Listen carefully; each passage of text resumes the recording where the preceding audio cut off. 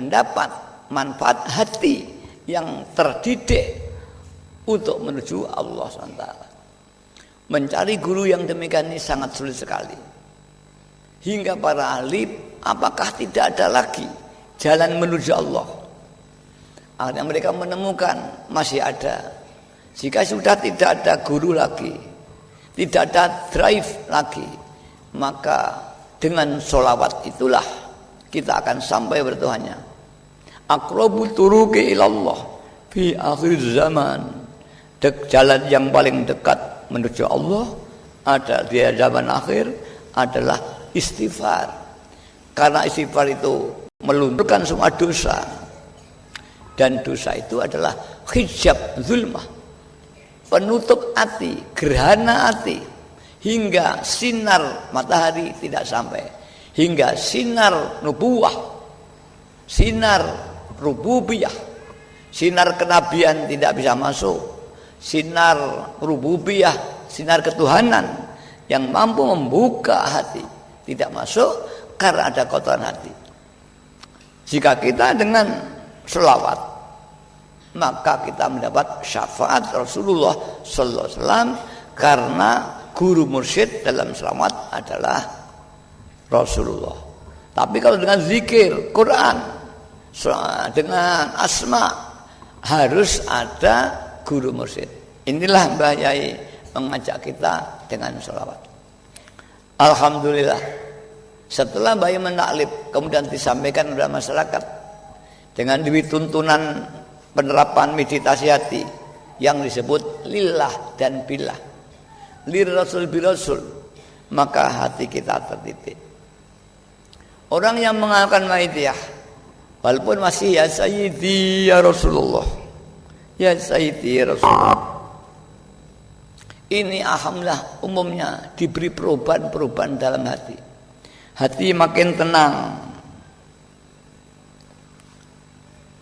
hati makin khusyuk, hati makin mudah dan mau mengaku dosa di hadapan Allah. Hati mau menangis kepada Allah karena dosa. Hati mau merasa hina di hadapan orang lain, tidak merasa tinggi. Di samping itu hati mudah ingat kepada Allah. Ingat saja, kalau kemarin ingat sulit, sekarang ingat tidak bisa dibuang.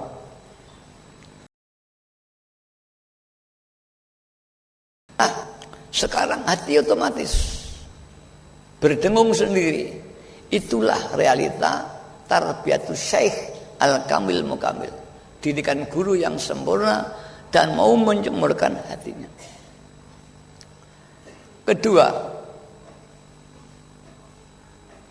kita diberi tuntunan cara melakukan, yaitu bukan sekedar membaca, tapi niat ibadah karena Allah. Dua, niat menghormat kepada Rasulullah sallallahu alaihi wasallam.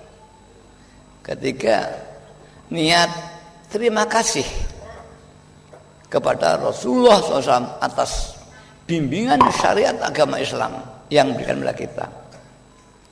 Terima kasih pula atas syafaat yang diberikan kepada kita, berusaha batiniyah.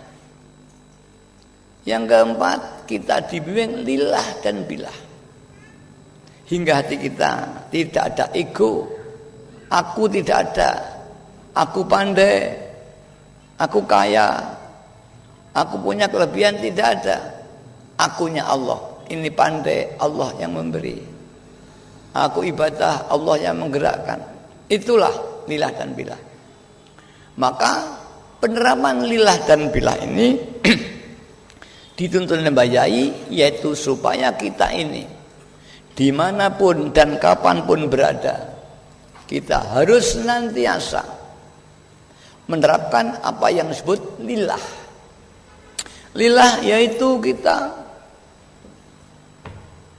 meniat dalam hati semua perbuatan kita, lahir dan batin, makan, minum, tidur, apalagi sholat, zakat, puasa, haji, berpikir kita lakukan ini harus kita niati ibadah karena Allah. Kita harus ibadah karena Allah. Kita makan, kita niati ibadah kepada Allah. Kita minum, kita niati ibadah kepada Allah. Kemudian kita tidur, kita niati ibadah kepada Allah. Kita bergerak, kita niati ibadah kepada Allah. Kita bekerja, kita niati ibadah kepada Allah. Kita diam, kita niati ibadah. Kita mandi, semua perbuatan kita harus kita ibadah. Maka semua gerakan kita punya nilai-nilai ibadah. Kedua, kita tidak mengaku